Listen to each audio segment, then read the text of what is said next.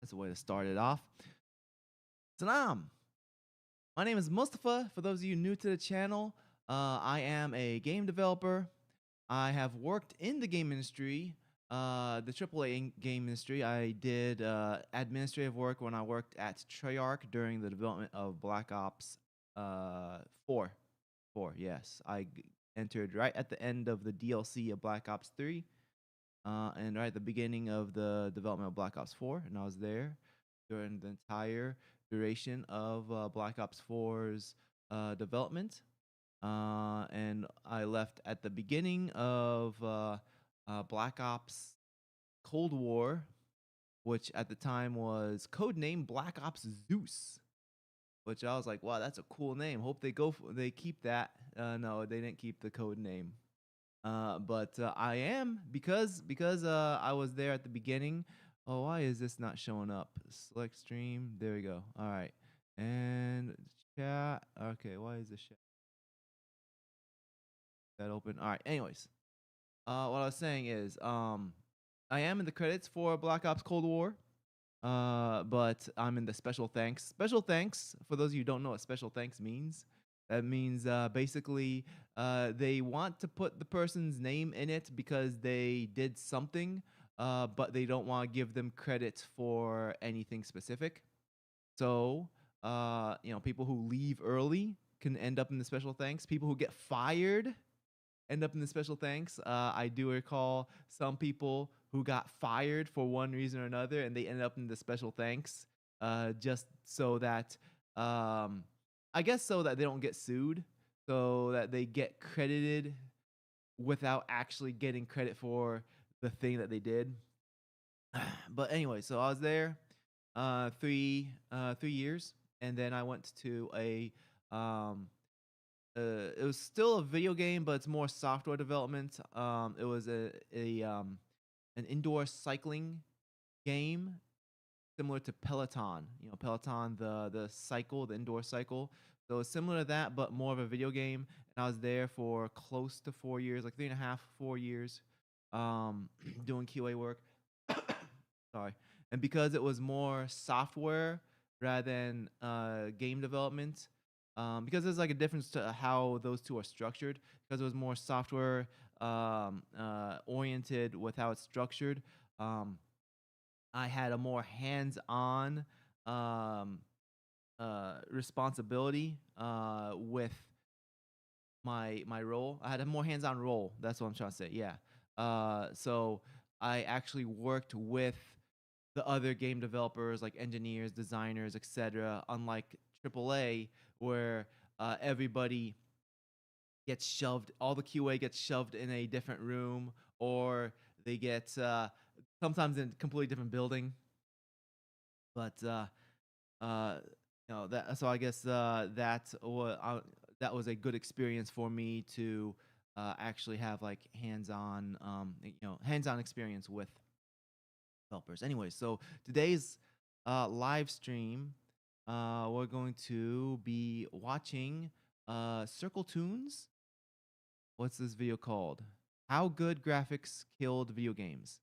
I'm reacting to this. So CircleToons, whoa, they got 3.5 million subs. I'm not very familiar with CircleToons. I guess I've seen this mascot before. Let me put this on screen. There we go. All right, yeah. I've seen this guy. I guess I've seen this guy before. I'm not too familiar with CircleToons, but it seems like this is a video that uh, people are talking about, or I guess they were. Let's see, it came out a month ago, so maybe at this point, this is always behind. So maybe a month and a half ago. I have no idea when it actually came out, but sorry about that. I'm still have congestion from when I was sick. When did I get sick? Last week. Yeah. Last week? Yeah, it was last week.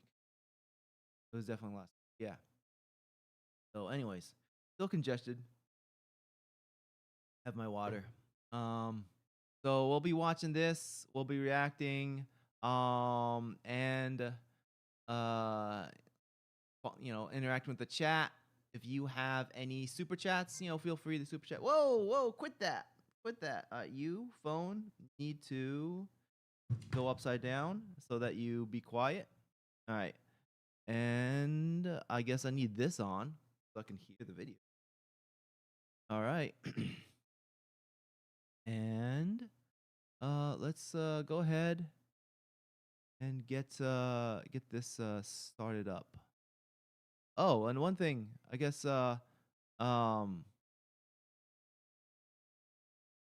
is this at? Yeah, over here. Okay. All right. Or maybe I should move myself a little bit. There we go. All right.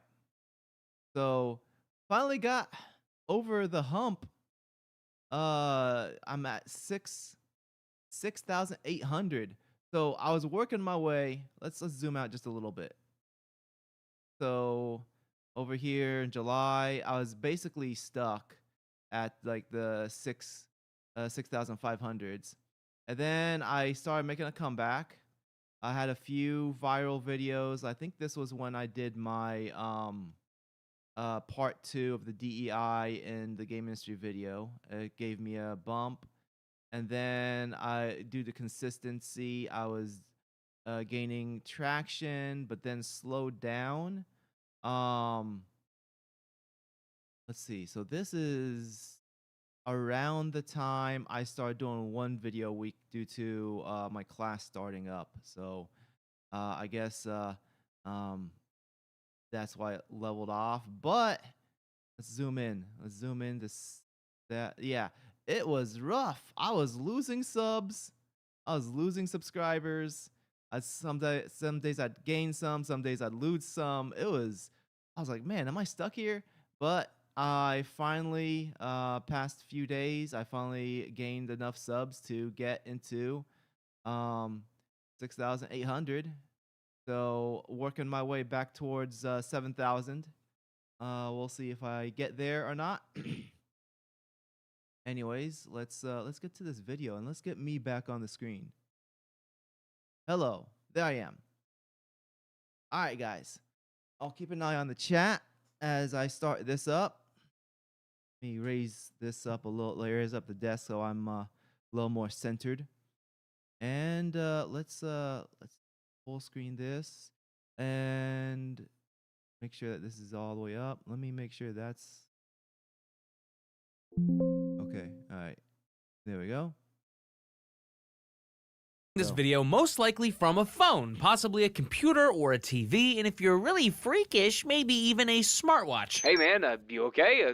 What are you doing here? Everything all right at home? But regardless of your chosen device, all of them are made up of a combination of red, blue, and green blips, tricking your stupid reptilian brain that what you're seeing is real, three-dimensional, and filled with millions of colors. And since gaming consoles and displays have grown and evolved over time, gaming has tried to keep up, and for decades it did, with enormous graphical leaps that would genuinely, instantly antiquate what came before it. And if you grew up in the 90s like me, you would have seen modern gaming evolve from this to this. And before my childhood, you'd have moved from arcades. I love the fact that he shows, what's it, Sonic R? This is Sonic R. This is so hilarious that he he decided to use Sonic R as an example. Like, no one played this game. No one remembers this game. You'd have moved from arcades to in-home gaming to crazy visuals in your pocket. But if you're growing up now or just getting into gaming in the last 10 or so years, you would have seen modern games go from this to this. But somehow... Yeah. Well, I mean, I'm pretty sure he's going to talk about this, but the evolution of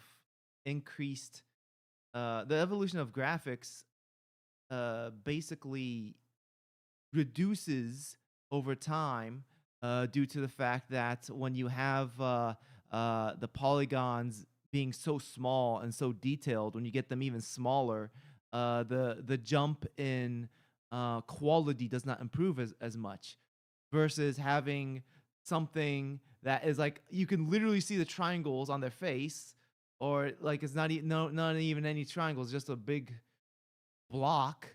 Like a lot of the PlayStation games, you have like Lara Croft, Gabe Logan. Just a lot of the character. You look at any of the characters in GoldenEye 64 or GoldenEye 007 on the Nintendo 64, like their face is a texture on a very primitive shape.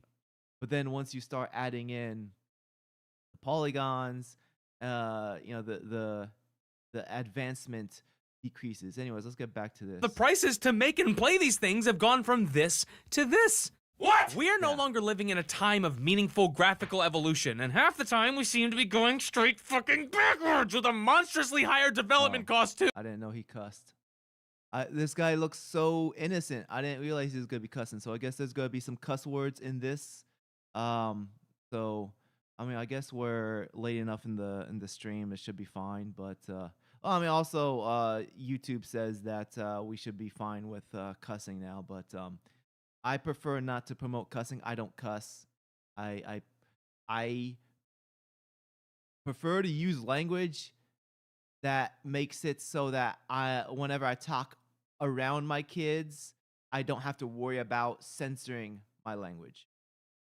But why, when we look back at two different titles, really from any era, one striving for realism and the other a defined art style, we reliably get the same conclusion? One will soon be replaced by a slightly different looking, equally as expensive to produce product, but style is forever.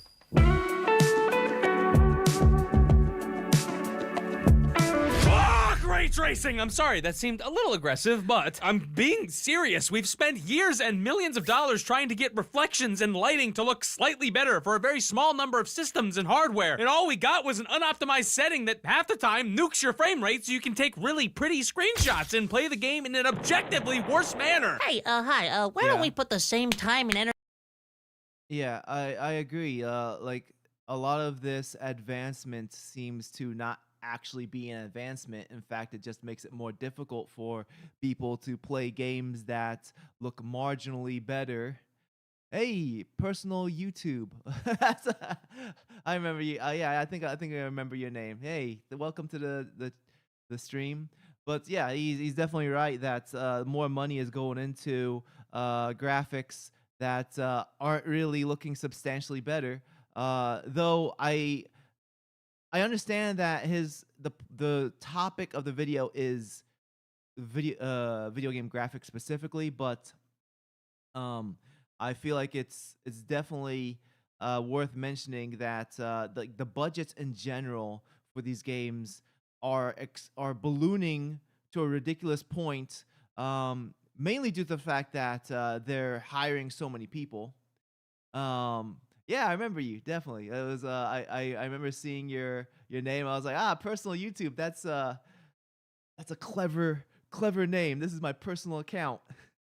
Anyways, let's get back to the video. Energy into researching a better optimization. Let's rewind a little bit. Manner. Hey, hi, why don't we put the same time and energy into researching a better optimization strategy so everyone can enjoy every...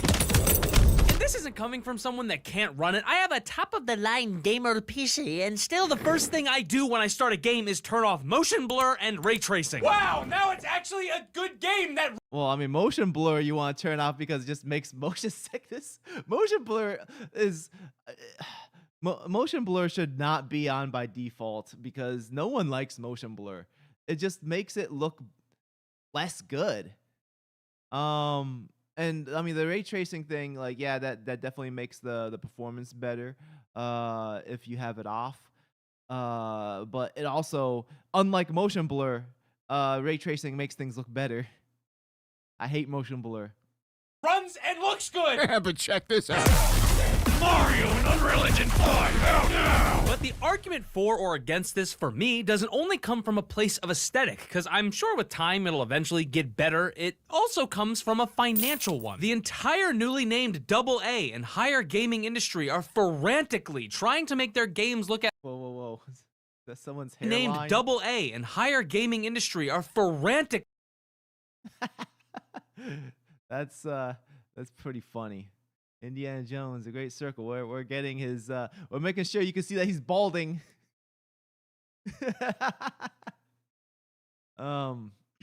weekly, trying to make their games look as ridiculously next-gen as possible. But newsflash, dipshits, the next gen doesn't fucking exist anymore.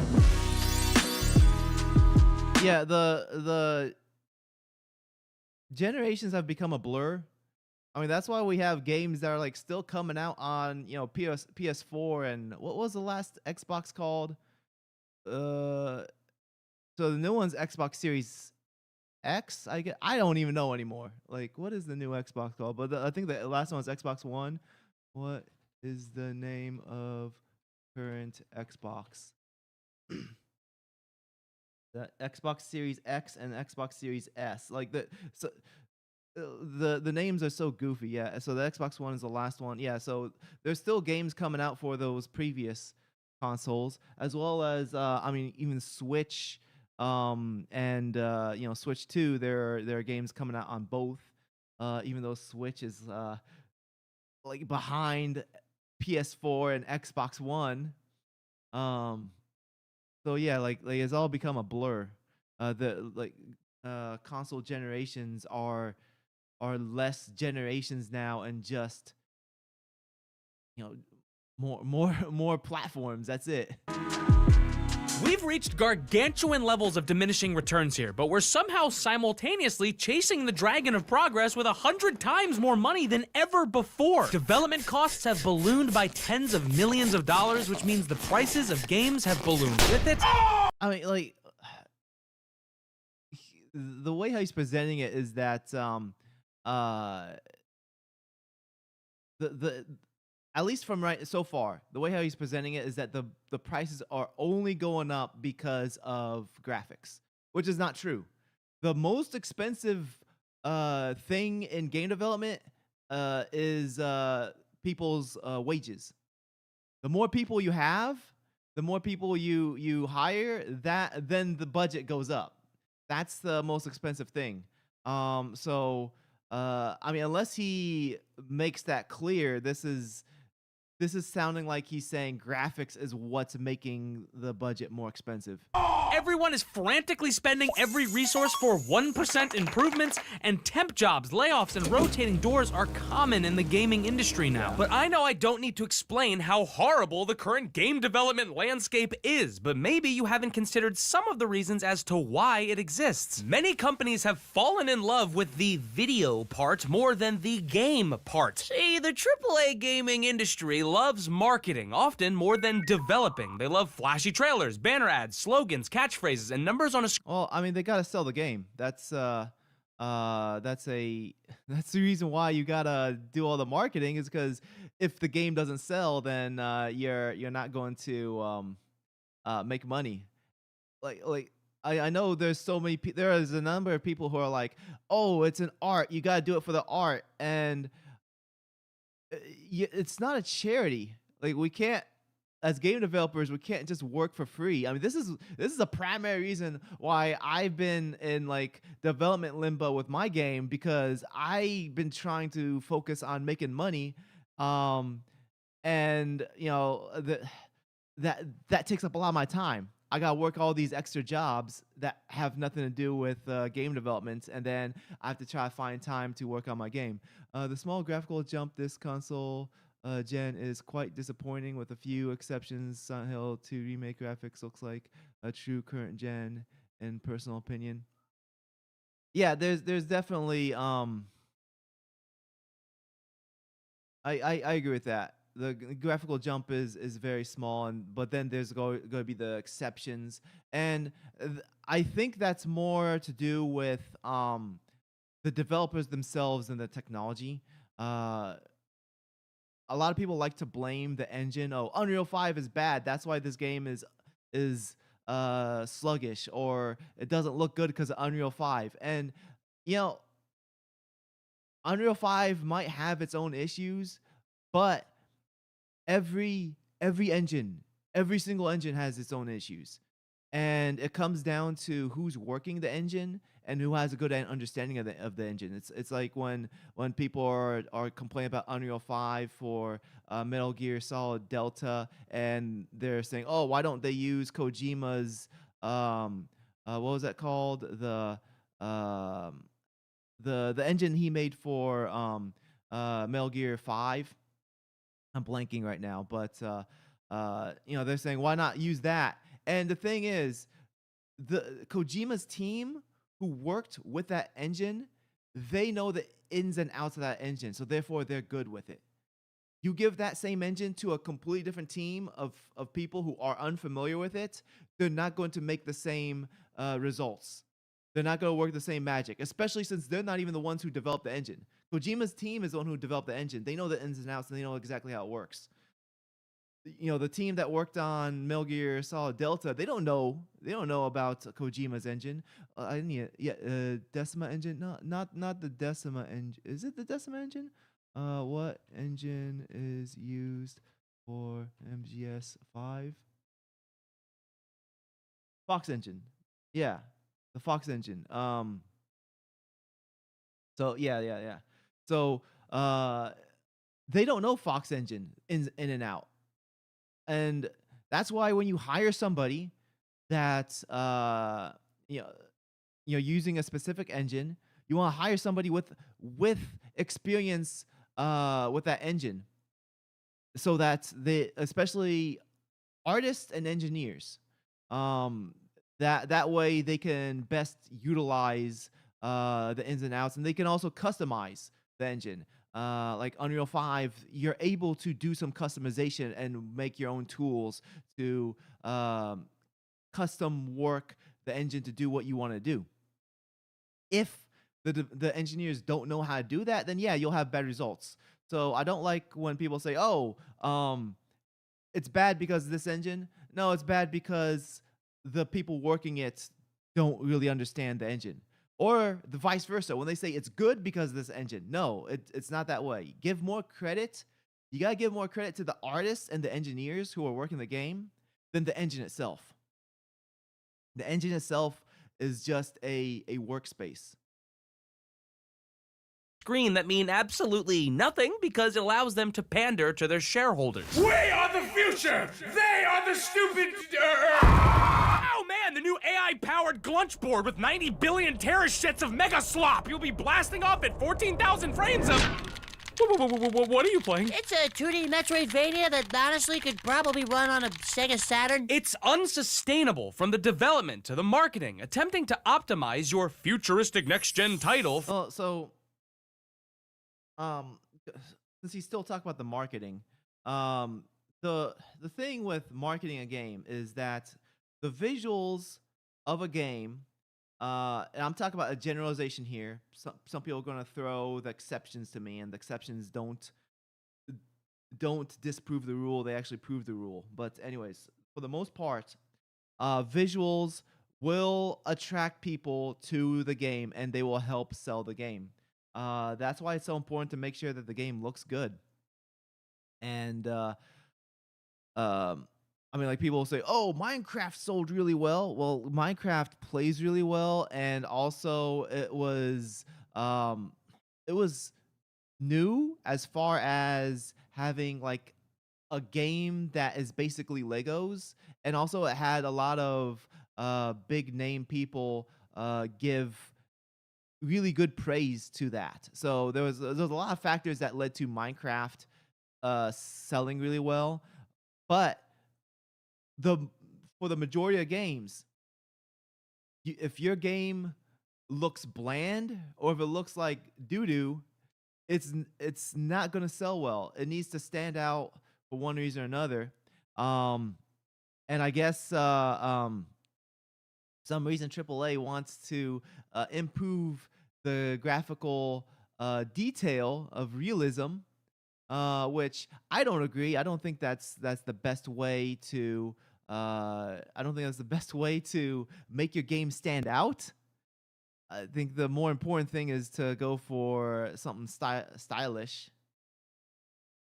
for 1,000 different rigs and brands of hardware is a logistical nightmare, and the price of that nightmare is passed on to the consumer in either rising costs or broken games. Accessibility matters, optimization matters. Video games were never supposed to cost hundreds of millions of dollars, but now that they do, we should be striving for more innovative gameplay, ways to connect people and push the boundaries on what makes a video game fun. Oh, but the trailer and the extremely curated gameplay reveal look so good, right? Well, I mean, the gameplay and the cost of the game don't correlate. I think I mean, he does have a good. He has the right point in which there should be focus on making the gameplay fun, but the cost towards innovating gameplay is not the same as the cost towards art assets and utilizing the engine. Like those are two different things. I don't think those are things that correlate. Look at the reflective puddle! Oh, fuck. I don't look at the bottles. Do not look at the bottle. Like video games, you know what else is also expensive to produce? Animation. And I actually like to pay my team and make sure that they have food. I did not say you could have 200! Yeah, and that's what the majority of the budget goes to. The majority of the budget goes towards paying the workers. The more people you have, if you have literally hundreds or even thousands of people working on the game, it's going to make the game cost more. This video is sponsored by Crystal of Atlan and their new crossover with... Oh, let's skip this. There we go. Let's skip the ad break. Your boy, back to the video. Biblioblames, shockingly, actually haven't been impacted by inflation as much as you may think. In the 90s, PS1 games were $50, and Nintendo 64 games were often $60 to $70 fucking dollars. Fun fact, that's actually where the 64 comes from, because it was 64, never mind. Adjusted for inflation, that would be like $100 to nearly $150 a pop for each game. All I got was goddamn clay fighter. Wait, hold up, this game rules. But the cost to make and market that game was bogus. Clay Fighter is not a fun. Clay Fighter is a parody game. It's supposed to be funny. The gameplay is trash. Wrangler, hey, welcome. A whole lot of hola. Welcome to the stream. Thanks for joining. a game now is like nothing we've ever seen before. Halo 3's budget was around $50 million, and that included a world-class, one-of-a-kind marketing campaign that took the planet by storm. While Halo Infinite's was rumored they had a very weird marketing campaign. So, I can't remember. It was something about like bees and stuff like that. I can't remember. It was like an augmented, or no, not augmented reality. It was alternate reality. It was like an alternate reality marketing campaign. It was very, I don't remember the details, but I remember it was odd. Have a budget of nearly $500 million, a 1,000% increase. And as much as I truly love many aspects of that game, it released with a fraction of Halo 3's original content, and the marketing wasn't anything near Halo 3's. So where is the money going? Well, game dev teams are armies now. Keeping up with modern hardware is beyond difficult. The marketing world is wider and more saturated than ever. Shipping physical games is becoming a detriment, and post-release support is now mandatory. This is why the prices of games are skyrocketing. Subscription-based models that allow companies to pre-plan budgets are getting more popular, and microtransactions and bleed pricing is getting more commonplace. And if we want all of the— because they realize that they can make more money by milking the whales, the people who are most naive and have the least control of their wallet, least control of their spending, and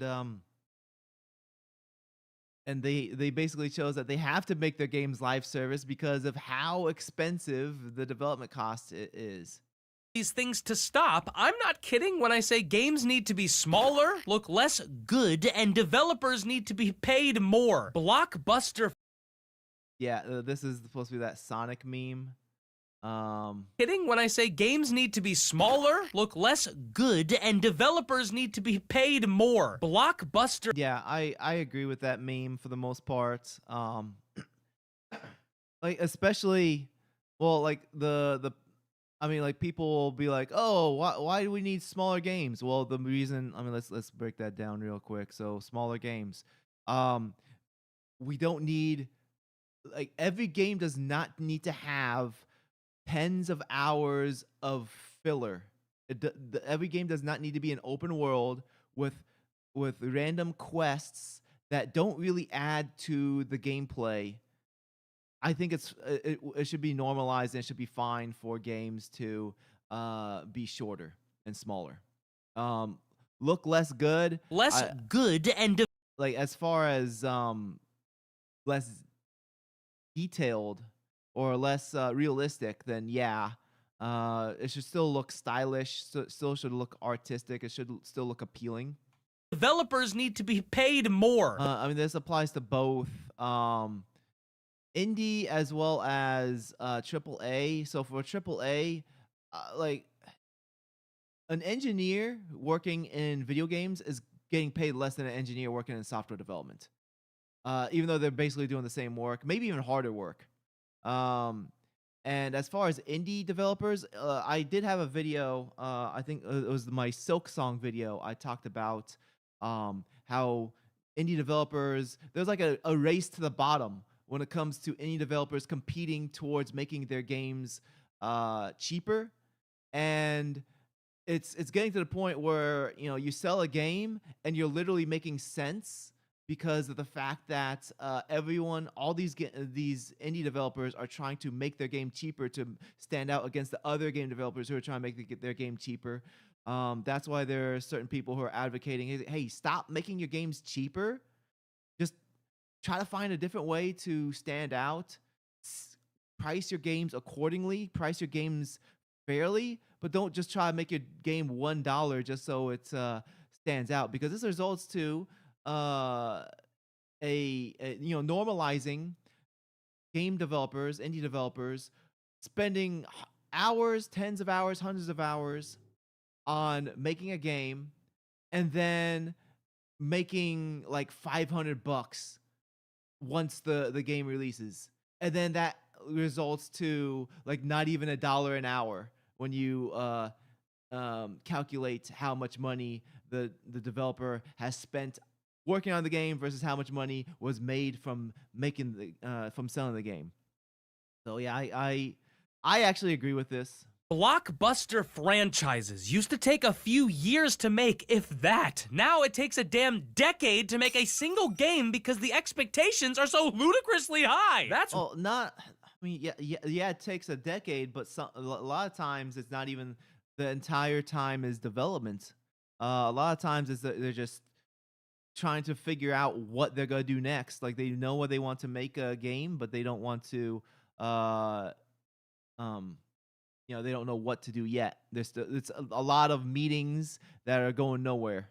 why indie titles, stylized titles, innovative, weird titles are becoming so popular as of late. And yes, R&D is worth something. Yes, it's in our best interest to strive for better. And yes, we should always be trying to evolve our art. But can we wait until it's more fucking affordable? Nintendo, I feel, is a perfect example that encompasses all the good and bad here. Check this out. Nintendo launches an extremely affordable console that breaks nearly every record ever, but it runs on leapfrog hardware and a dream. Most of their games look extremely good, even on the weaker hardware, because again, a concrete style is worth far more than high-fidelity realism. I agree with this. And graphics. But because of that same lacking hardware, some games... Hold on, sorry, I missed your chat. Okay, why should they not be too big? Because we're not teenagers anymore, and I don't have time to... I agree with you. I completely agree with you. This is why there are so many games I have just given up on, and I have conceded, and I said to myself, I'm never going to be able to play any of these games because they're just too long. Like I will not play a Souls-like. I will not play Dark Souls, any of the Dark Souls games, or Elden Ring, because it's just too long. I don't have time. I have a life. I have to work. I have to get bills paid. I have a family. They want to see me. They want to spend time with me. So if I play video games, I spend time with my family. Um, like we're playing. Lately we started Super Mario 3D World. You know, playing with the little kids. I'm not gonna play Elden Ring in front of the kids. These my oldest is 5, and then I have a 3-year-old, and you know I'm not gonna be playing Elden Ring in front of them. So yeah, um, I I think there definitely needs to be um a uh a realization that not everybody is able to spend countless hours on your game.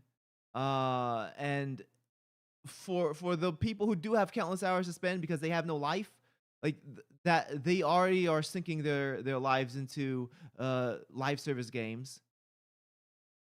So there needs to be, you know, a realization that hey, there's an audience of people who just want to play a game and get it over with. And I understand that for AAA, it's a bit more difficult to have that mentality because if they're going to be spending, you know, full price for a game and it lasts 10 hours, they're not going to be happy with it. I understand that. So the solution is reduce the cost, reduce the development cost.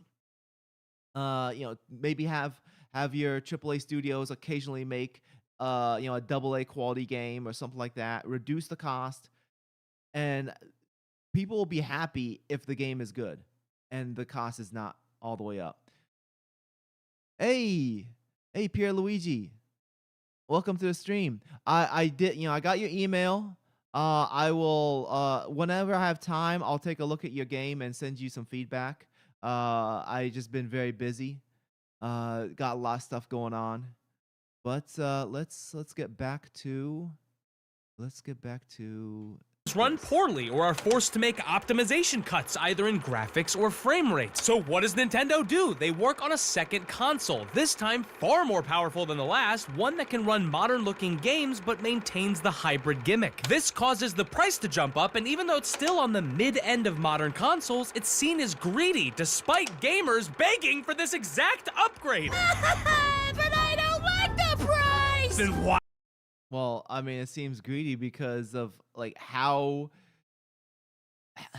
like, I feel like he's leaving out context. It's how expensive it is compared to the hardware. It should be much cheaper.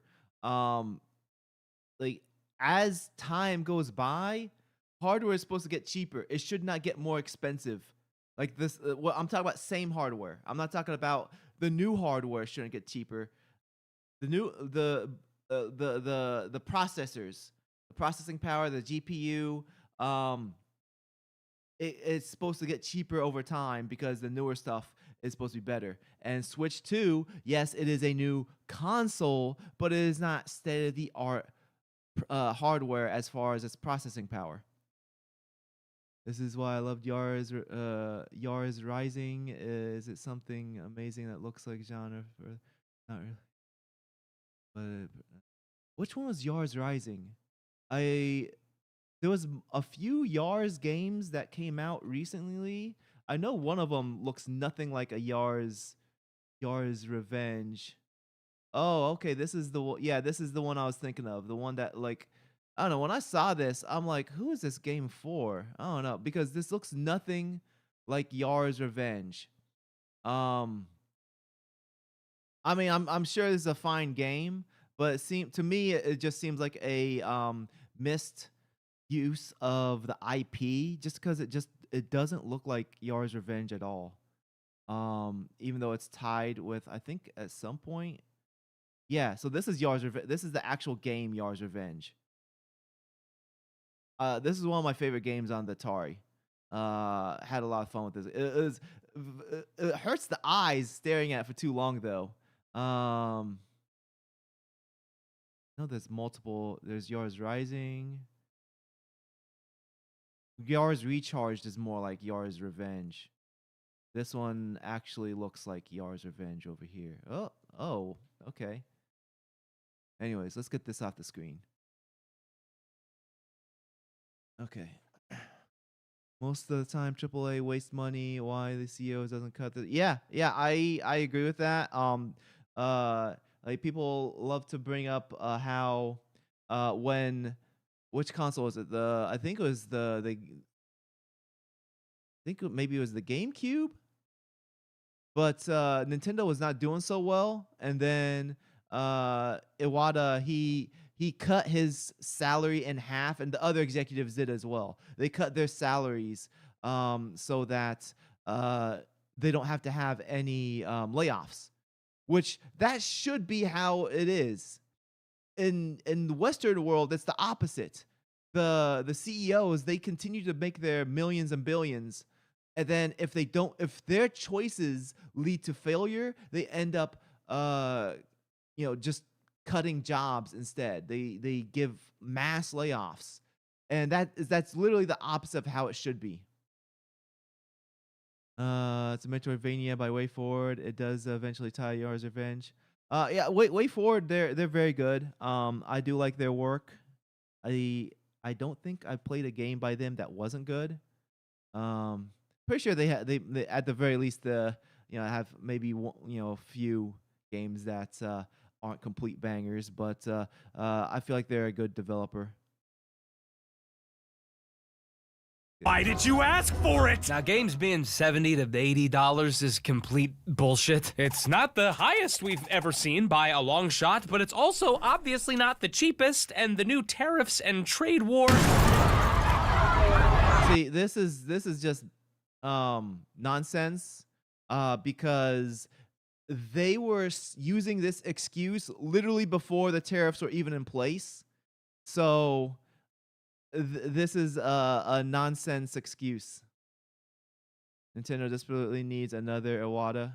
Yeah, I there are things I disagree with Iwata about, or like some things that he did. I don't think he did well, but I think overall, he was passionate about his job as far as making good games. Like he really wanted to make good games, and also I think he tried to be a fair businessman.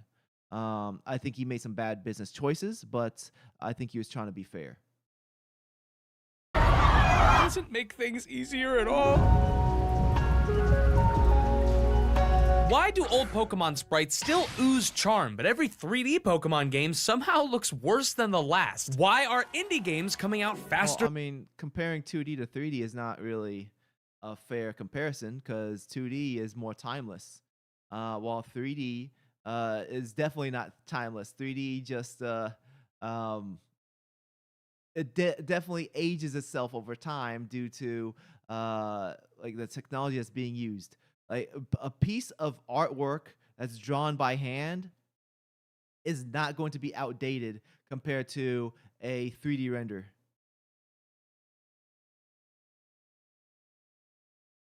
We can detect their lies. Oh, another.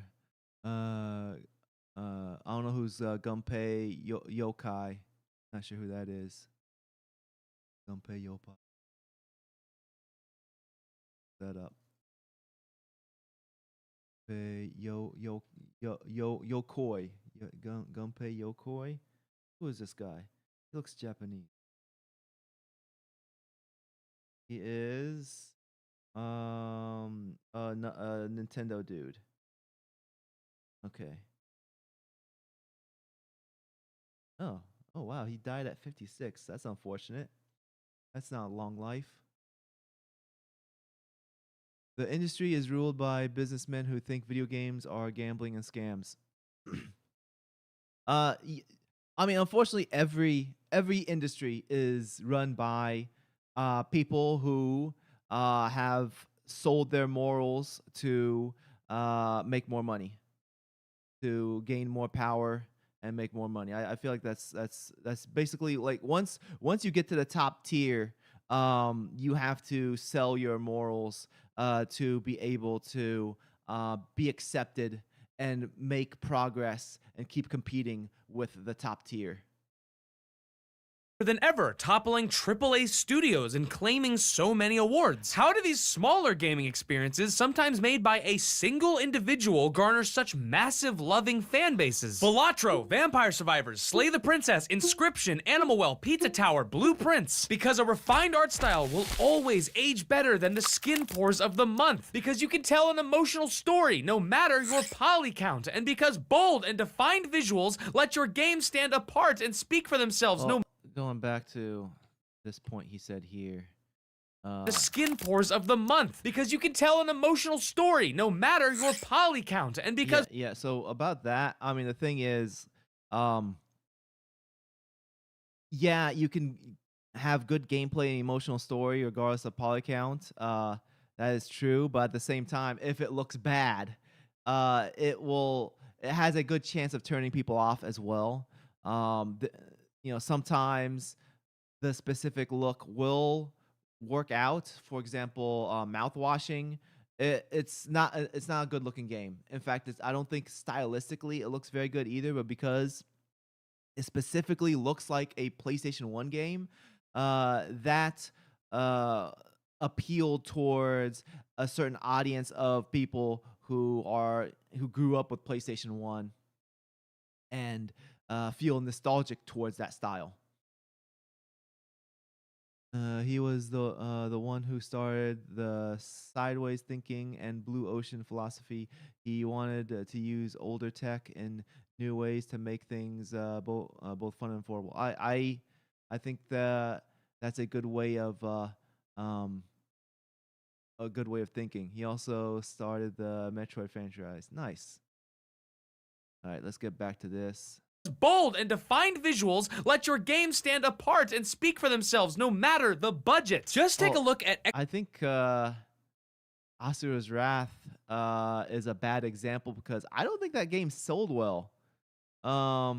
I think critically it did well. It got good reviews, but I don't think that game sold well at all. And we haven't even seen like re-releases of it yet. Like it's stuck on PS3 and Xbox. If you want to play it right now, like if I want to play, I never played it before. If I want to play it, I can't find it on Steam. It's not on Steam, not on GOG. It's not on, like the PS. I have a PS4. I don't have a PS5, but it's on PS4. So I don't think this is a good example. This game did not sell well. Matter the budget. Just take a look at Expedition 33, a small team's first project, an outstandingly beautiful title that blends the two design philosophies together, sacrificing neither while making a visually distinct and affordable game. By the way, this is like one of the best games I've played in the Yeah, but their major what gave them the upper hand, their major strength was their small size, and he only touched a little bit on the size of team, but the size of team is a huge factor. It is the number one factor when it comes to the budget cost of the development. You wonder why if my game will be better. Sometimes I have fear of failure. Here's the thing. Don't fear the failure. You got to embrace the failure. Especially if it's your first game. There is a high chance, like 90% chance, your first game's going to fail. You basically have to go in knowing that your game will likely fail and look at it as a learning experience of how you're going to do better for your second game and your third game. My first game definitely failed. The amount of money I've earned so far from my first game, like altogether, including discounts and even bundles I put it in. If I split it up to how many hours I put into it, because I spent like 16 weeks, I've spent 4 months working on it. It's probably going to be like $2 an hour. So you gotta understand that your first game definitely going to be a failure, and that's how it is for everybody. Especially if you're a solo developer, it's going to be a failure. So you have to keep that in mind. understand that. If it succeeds, you've done something, you've done something magical. But most likely it's going to fail, and you need to go into it with the mindset of, for this to be a success, I need to become better and use this failure as a learning experience. And that's where the success comes from, is the growth. The recent decade. If it doesn't win Game of the Year, I might actually lose my mind. And this isn't like nostalgia glaze either. This effect happens time and time again, and not just with modern indie games, the gaming industry as a whole. Look, Last of Us is an incredible game. No argument there. One of my favorites, and obviously a very high fidelity and pretty game, especially for 2013. And by the way, do you want your brain to fucking melt? Last of Us released a year before Dark Souls 2. Yeah, what? But do we really need to remaster The Last of Us so many times to the point where you can't tell the fucking difference? What the fuck's the point of this? What the hell does the reason why they keep re-releasing it is because it didn't sell well enough. They spent so much money on the game. It sold half as well. The second one sold half as well as the first one, and they need to keep on re-releasing just so that the hardcore fans will buy it more than once, and they try to make their money back. You are spending millions on something I can't fucking say. Now, none of these arguments mean bunk shit if I can't point you towards a modern game that encompasses all of the attributes I'm seeking in a title. Affordable for the consumer, low development costs, balanced and sustainable work environment, gameplay first framework, kinda indie but kinda not indie, no long bloated playtime, stylized graphics that will age beautifully, heart, soul, and dare I say it, fun? What the hell? A game's priority being fun? I give you one of the most innovative, impressive, and genuinely fun games ever created, where there unironically wasn't a 5-minute gap at any point where I wasn't smiling ear to ear. I could sum up this title in one word, it would be hybrexneotheristic, which I made the fuck up because there's no actual fucking word in the English language that can describe how good this game is. From the very first second to the last, this game assaults your senses with a bombardment of creative ideas, only to throw them away 5 minutes later so they can fit in another dozen crazy mechanics into the same section of the same level. It's downright baffling how many fun and interesting gameplay ideas are packed into this 12-hour game and how often they build off of them. 12 hours sounds very appealing, because if a game is like 30 hours, I say I'm never gonna play this game. Maybe once my kids get a little older, I'll play this game with my oldest kid. My oldest is 5, and he's still figuring out how to move and jump. We're playing Mario 3D World. And I mean, he definitely plays much better than my 3-year-old. My 3-year-old is he moves his character, and when he gets into the bubble, he wants me to pop him out. Sometimes I pick him up and run with him. But my older son, he's still figuring it out. He can move the character. He's still figuring out how to jump on top of enemies and stuff like that. So maybe once my 5-year-old gets old enough, we'll play this game together. Not only is Split Fiction insanely fun, but it's optimized beautifully, runs like butter, and looks so damn good. I've never seen a studio flex how comfortable and confident they are like this. It seems like every art asset, set piece, landscape, color, style, and effect was lovingly crafted with zero internal friction. Everything is on full display here with unabashed passion and heart. This game is a 10, but it's not just a 10. It's a 10 that also has a buddy pass, so your co-op partner doesn't even need to pick the already affordable game up to play the entire experience. It's a 10 that pursued a So is this video one big advertisement for Split Fiction? timeless, cost-effective, beautiful art style. It's a 10 that prioritized the player over the profits. It's a 10 that proved you can still develop a Game of the Year contender without spending hundreds of millions of... Why is Donald Trump selling video games? He keeps on using Donald Trump. That's clearly Donald Trump. This is why is Donald Trump selling develop a Game of the Year contender without spending hundreds of millions of dollars. But maybe most importantly, it's a 10 that I know I can replay in 20 years and it will still be as good as I remember it. That seems like that's the whole video. Let's turn off. Let's go to camera only. All right. Okay. Oh, I'm a little high now. Let's lower that down. Lower my desk a little bit. Okay. All right. So yeah, I agree with some of his points, and I disagree with some of his points, especially with the fact that like he made it.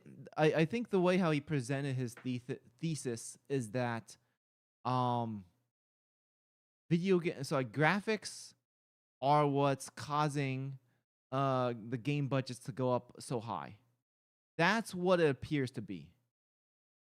And going into this, I thought it was gonna be more about uh like the fact that gameplay oh sorry graphics aren't really that much better, and just kind of like focus on like why stylized graphics are better. That's what I thought the video was going to be about, but it seemed like the thesis was more about yeah, games are getting really expensive, and uh these high-end graphics are the cause. And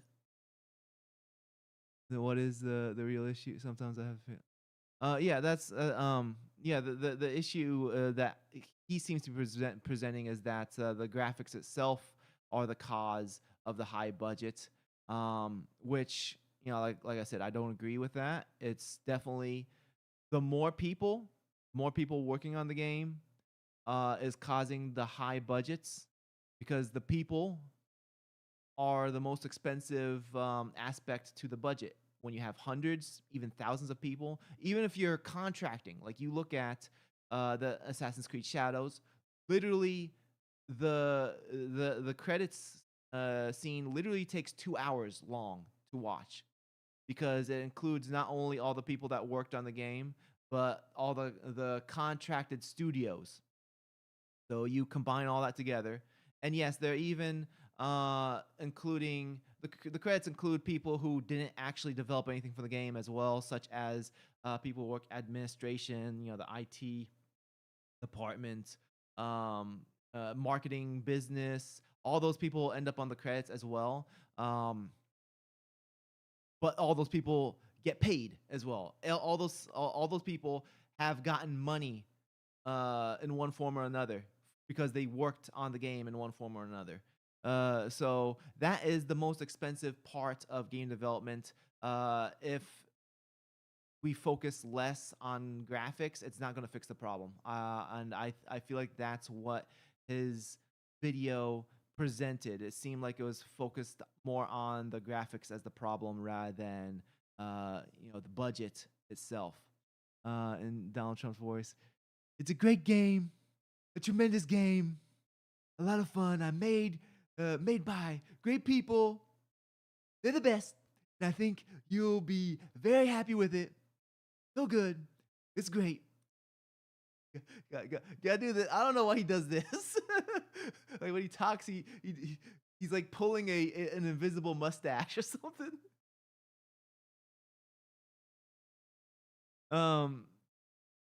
So yeah, I mean, I don't disagree with CircleToons's points about the graphics not actually improving, but I disagree with his point of why games are getting expensive. Lehman Wales, hey, welcome to the stream. How you doing? So anyways, that was that for this video. I guess let's throw in something else real quick. I still got like half hour. I started 15 minutes late. Chat has any suggestions for me to talk about something, go ahead and let me know in the chat. But I think what am I going to talk about? Let me throw something like a news article or something on the screen. What am I looking at? X. Pull something up.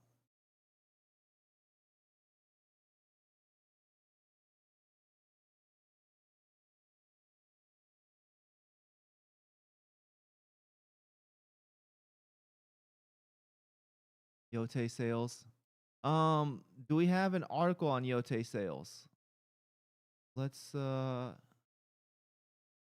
of Yote sales. From what I've been seeing, it seems like they have been trying to play with the numbers to make it seem more uh successful than it actually is. But let me find something. Ghost of Yote is doing 40% worse than Tsushima. People don't understand this industry. This is box sales below. Okay, all right.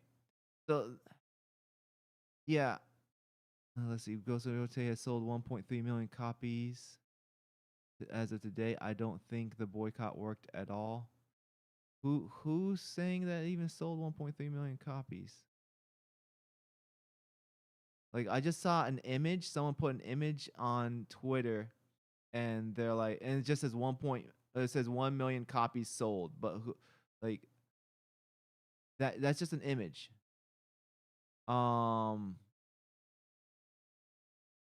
Ghost of Yote has reportedly 1 million selling faster than Abdullah Wasim. Who are you, Abdullah Wasim?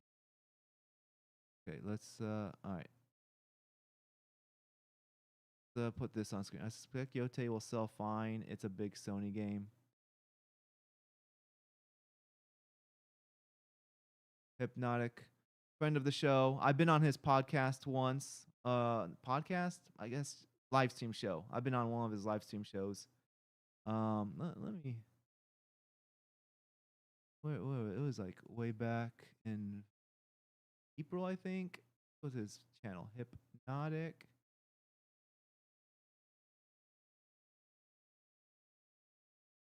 Where is it? Live. My big goofy face should be on the thumbnail. I don't want to like put his feed on my screen because some of the women are exposed, to say the least. There we go. All right. Move this over here. Go. There it is. There I am. Oh, it's members only now. Okay. But yeah, there's me. I was on Hypnotic's podcast. And then funnily enough, after that, that's when Mr. Sungrand he went through an episode, and that was very interesting. Um but anyways, yeah, there's me, members only.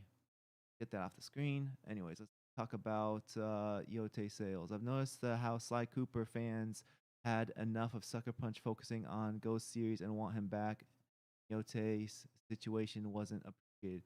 Okay, so let's see what Hypnotic says. So the PR storm is out in full effect on Ghost Yote. I'm honestly shocked it's happening so fast, but the level of nonsense we're seeing is through the roof. This is the article that is currently being thrown around right now, trying to quickly shift the narrative Yote in his favor as soon as possible. They claim the game has sold over 1 million copies, conveniently just barely passing Tsushima's original number on day one. Okay, so what is their claim? Okay. So as of 2024, Ghost of Tsushima has sold over 13 million copies, which is a decent number for an exclusive title. But in that time frame, it also released on PC. The general response towards Yote is more positive, hinting at good things to come. So this is from this article. And what else are they saying here?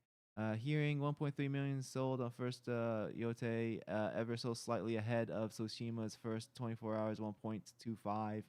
Tsushima kept pace on second day. So who is making this claim? Like, is Sucker Punch making this claim? Because it seems like an article made the claim, but it doesn't seem like Sucker Punch or because like this image here.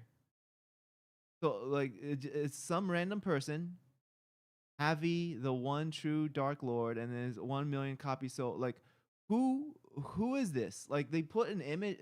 We're living in a time in which you just put an image and text on the image, and then people will take that as if it's a source of truth.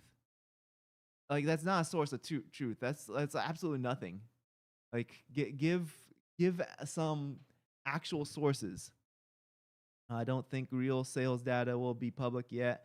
Seems too soon. Yeah, like, here's the thing: if they sold 1 million copies, their social media would be like plastering that everywhere. 1 million copies sold day one. Like, they love to make these announcements because it helps boost their PR, and it looks good for their executives and stakeholders. But the fact that they haven't done that yet, they haven't. It shows that they haven't hit that. Also, they like to play with numbers or wording. Like, they'll say 1 million players engaged. Players engaged does not mean sold. Like, they'll play with words, especially if it's on a subscription service. So let's go back to what Hypnotic's saying. An article, they claim Yote is loved more than Tsushima and that the community sentiment is strong, essentially. Like, when you have to convince people that it is loved, these guys are just shills. They're just running PR. Who is the source of the information? That's exactly what I said. A random tweet. That's exactly what I said. Like, a random tweet with this image is not a source.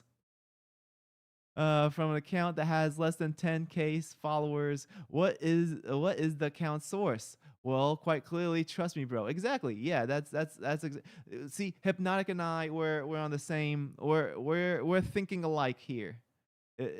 You just post an image that says 1 million copies sold, and then go off of that. Okay, so what else? You have accounts already spamming X sourcing. This one article has massive win for Yote as expected. Like, that's the problem with so one of the big problems with social media is that people will not think. They will see something, they'll react, and then if they like it, they'll spread it. If they don't like it, they get angry without even thinking. These accounts do the same thing with every controversial game, and yet 95% of the games they do this for end up failing, resulting in layoffs or even worse, studio closures. But hey, as long as you get to have the perception of dunking on the chuds, that's such a dumb. I hate this word. I made it so I got so tired of seeing this word in my comments that I blocked it. If anyone types chud in the comment section in any of my videos, their comments already filtered out. Hey, Servan Balahi, welcome. You're here. You made it. And what else? So I guess that's all that matters. And Ghost of Yote was always going to survive off the back of Tsushima and sell copies. Yeah, I know people who aren't happy about the character change, but because they liked Tsushima so much, they're like, yeah, I'm gonna probably try this out anyways. I'm extremely curious to see how this game performs in Japan personally, as Tsushima set records in Japan for Western game. Even so, I remember from the launch of Tsushima, there were people. I think the more progressive people were like, "Oh, how dare you? How dare you Americans make a Japanese game? How dare you? That you're not allowed to. This is cultural appropriation." And then when it came out, Japanese people were like, "Oh, this is pretty cool." Like, this whole idea of a cultural appropriation, it's like you stop giving ownership of culture to people. Like, culture's for everybody to enjoy. Anyways, let's get back to this. This game will obviously sell over 1 million copies pretty early on. I don't doubt that. But to claim it this soon and use this level of sourcing just shows that it hasn't happened yet. But they want everyone to quickly believe it because this game's message means more to them than anything else. Fake it till you make it. And the funny thing is, these same people wanted to boycott it a week ago because of what's her name, Drew Harrison, getting fired. They're like, we gotta boycott Sony. We gotta send a message that we don't like that you fired her. Let me catch back up with the chat. And if you guys want to send a super chat, that would be cool. You don't have to if you don't want to, but I'm going to still read the chat. Let's see. Where? Okay, there it is. I'm so tired of marketing, the lies. It's all fake. Yeah. How do you make? Is that some sort of food? What's some sort of food? I guess I missed the joke because Wrangler got the joke and I didn't. Just when I read the word, usually it used as self reflection. Oh, your name. Your Pierre Luigi Caputo. I guess your talk about your name. Would like that with or without cheese? They got some honor from Japan for the last game. Okay. But the Japanese makes games set in America all the time. I don't think we're complaining about. Like, here's the thing about that. Like, we lived in a time when, or there used to be a time. I lived in a time, at least. There used to be a time in which no one cared. For example, in the 90s, we had Street Fighter and Mortal Kombat. Street Fighter was made by a Japanese studio, and they tried going for like a very American theme, like fighting in the streets. You know, like the intro cutscene where these two guys and one of them punches the other in the face, and like, you know, you could tell that they're supposed to be American guys and they're fighting in the street, and like it was very like, and the American characters were very over the top. Like Guile was extremely over the top, and Ken. So it was clearly trying to go for like an American theme, even though it had like stereotypes of every nation that was in the game. And then you had Mortal Kombat, which was made by Americans, and it had like this fake Asian. It wasn't even Japanese or Chinese or anything. It was just fake Asian theme. You can't even tell what the theme was supposed to be. It's just that it's Asian, and people loved it. And I don't think people complained. Like, that was the time that we lived in. Like, or I lived in. That was the time that was in the past where people would just go with whatever they wanted, and it didn't matter. Streets of Rage. It was all copied from 1980s. Yeah, exactly. Yeah, Streets of Rage just going off of like everything 90s or 80s action films. I miss that aesthetic, over the top. Yeah, it was like we had so much over the top stuff, and no one cared. And then all of a sudden, it's like, well, that's not politically correct, and political correction became a thing. And now, political correct isn't the term used anymore. Now it's just woke. But regardless, the point being that I don't think so. Stereotypes. Here's the thing about stereotypes.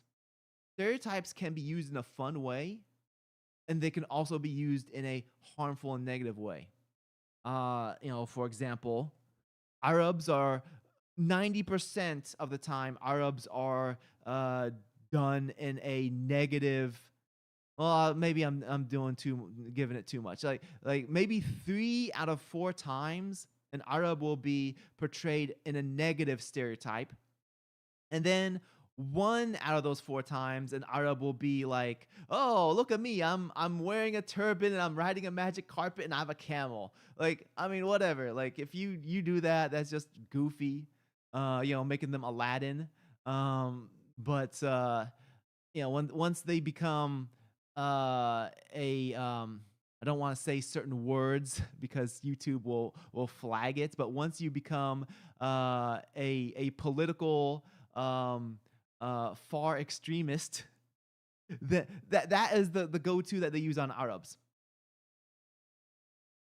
As far as like using but you can still use stereotypes in a fun way. Like look at Street Fighter. Every character is a fun stereotype. Look at Punch Out and Super Punch Out. Every character is a fun stereotype. They're all like ridiculous, but in a fun way that's not offensive. All right, let me get back to this. Oh, I gotta scroll up. I missed that say over the top. American games were mostly inspired by Hong Kong action films. Devil May Cry was really good with its over-the-top fun. They used to show a lot of Hong Kong action films in America in the 70s and 80s. Yeah. And like, the idea of like, oh, you're not allowed to watch this because it's appropriation. Like, quit it. Shut up. Like, no one owns anything. Like that, the mindset that only certain people are allowed to enjoy certain cultures, that is literally like a supremacist mindset. Like you're not allowing for cultures to mix. Like I live in a mixed race, mixed culture household. My wife and I are different, okay? My kids are mixed. And like it's not a big deal. I don't bring that up to my kids. In fact, like my oldest is realizing, he's starting to realize that everyone's skin tone is different. And sometimes he points that out, but like it's not something that he makes a big deal about. Like it's something he observes. And like that's we're just a family. That's it. We're a family. My wife's family, like she was raised in a completely different way than I was raised, but that's fine. We're I bring in some of the stuff that I like from what I was raised with, and she's bringing in some of the stuff that she likes from what she was raised with, and like the whole idea of like, oh, cultural appropriation. You're not this thing, so you're not allowed to enjoy it. Like, get out of my face.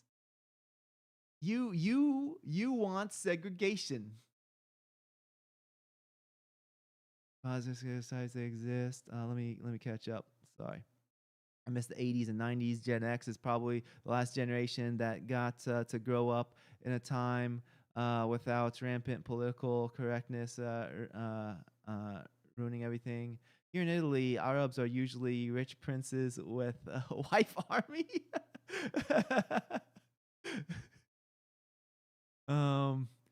Okay, that's interesting. We need to honor the culture, but if we do, we'll be called bigots for stereotyping. Like, I mean, it also, it depends. It depends on the culture. It seems that, like, some people, like, straight up don't care. Some cultures care less than other cultures. The ones that are being told that they are victims end up hanging on to their cultures as if it's their currency. But the thing is about offending other people's cultures is more about like if you make a mockery of their culture, like for example, with Assassin's Creed Shadows, they were saying it was accurate. It was accurate to Japan, but then they were doing things completely wrong. They had like artwork of dragons that looked more Chinese than Japanese. They had architecture that looked more Chinese than Japanese. And when you're saying that, okay, this is accurate, and you're not depicting it accurately, then people care. But if you make something ridiculous like Mortal Kombat and don't even say this is supposed to be Japan, or don't say what it's supposed to be, and then it's just Asian inspired, like people don't care about that. The best that's the best view. Pick the best bits. You think Japan is taking Sony back? I don't know. I don't know like how the business end of how these executives work. I don't know who has more power, Sony of America or Sony Japan. I'm not really too sure. So we can't have movies like Big Trouble in Little China in these times. But yeah, exactly. Sony stays in the United States. The company is gonna die out. Um, there, everyone's getting hurt at this point. I feel like they're all getting hurt. PC Principle is crazy. I love that flick. California ruined Sony. California ruined America, man. Sony should buy Sony too. No, no. I my last live stream. Hey, you. Sorry, I didn't give you a shout out. The hero keeper of the shop. I did not give you a shout out. Thank you for joining. But yeah, if you didn't watch last week's live stream, I talked about the Saudi family and how I see it as a very bad thing for for the world, for media in general, because the Saudi family, they're all about, they're not about making money. They are good businessmen and they will make money, but they are so rich. It's a good chance they are likely trillionaires. They're so rich that money is no longer the goal. The goal is now like global influence, and I think that's what their plan is to start adding more subtle propaganda into media, not blatant and in your face like what we've been seeing the last 5 years, but a lot more subtle, and it's going to burn in slowly. That's what I feel like they're gonna do. There's been a song called "Californication" from Beach Boys, I think. Isn't "Californication" a song by Red Hot Chili Peppers? They lack creativity. A lot of these places just happy if people know they exist. Wales, yeah. Some people, hey, you noticed us. Wales is so small. Any mention gets us happy. Oh yeah, yeah. I feel like most people they think Wales is the same thing as England. In fact, they think London is the whole UK. Like at least Americans, they when they hear London, they're like, oh, that's all of the United Kingdom. They don't understand that's like separate countries or separate nations, I suppose. But anyways, well, would I at least scale back those microtransactions? I don't know. I don't think so. There's a possibility that they're going to do a better job with making money, because I think the Saudis are good businessmen, but they are very nefarious. Yes, Red Hot Chili Peppers. Don't know. I'm not much into pop listener. Hey, you know where we are? Yeah, I know where the Wales is at. Just like Boston is still in all of them. Yeah. Hey, I'm walking here. That's all of America, or Texas. All of Texas is America. America is either Texas, California, or one of those eastern areas, cities like New York or Boston. Like that's what America is. The propaganda in Saudi at least better than what propaganda in the United States. However, I do want Japan to take Sony back. Yeah, well, I we can hope for the best, but I think we should realistically things are not moving towards better at the moment. We're seeing a lot of companies collapsing. A lot of the large corporations. Let me go to full screen. I've been just having this on screen for a while. Let me move full screen. Yeah. So we've been seeing so many large corporations buy out these other large corporations. Like we're seeing so many mergers. Like for example, Microsoft buying Activision. Excuse me. I want to make sure I burped away from the mic. But anyways, um, we're seeing so many mergers, so many buyouts, so many big companies getting bought out.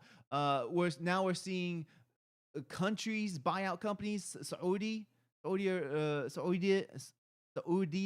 buying out EA. Like, this is ridiculous.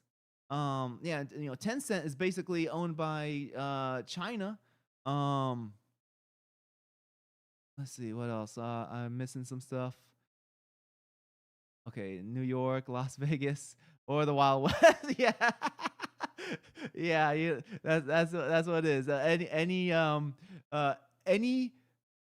anything that happened in the United States before the 1970s is the Wild West. We were all wearing cowboy hats and riding horses and shooting each other before 1970. Sony should rival Nintendo. I mean, Sony seems like I think Sony might be doing better than Microsoft with Xbox right now, but they're still messing up. Stuff like Assassin's Creed DLC coming is perfect PR. It's tasteful compared to most. Tencent's going to buy Ubisoft. I can see that happening. I can see Tencent buying Ubisoft. The Gilmour, the Gilmour family, Yves Gilmour and his family, like, they own Ubisoft. And I think they want what's keeping them from selling it is that they want to keep control over it. They want to have their cake and eat it too. Which it's going to lead them to the point where they're going to have to sell out, like, at the very last second. Like, they're going to get themselves into trouble, and then Tencent will buy them out eventually. That's how I see it. I'm not like some sort of a business analyst. I'm a layman, but that's how I think it's going to work out. Tencent has control of the IP of Ubisoft. Yeah, I did see that they have that, but I think they're gonna, like, eventually just buy them out altogether, or have like a majority control. Anyways, all right, so I'm gonna wrap things up at this point. We're hitting the 90 minutes. I appreciate everybody who joined. Man, this has been a busy chat, especially near the end. At least like once I got to the end of the video, more people started joining in. But thank you, all of you who are in the chat participating. I appreciate you, and those who haven't participated in the chat. Thank you for watching. Please hit the like button for the video, because once the video processes and starts showing up in people's feeds, that will help tell YouTube to show this to more people in their feeds. But anyways, I guess one quick update. I wasn't able to get a video out last week. I'm mostly done editing it. I will try to get it out today. Actually, it might not be I might have to just release it tomorrow morning, because the time of day that releases makes a difference. So I might have to release it tomorrow morning.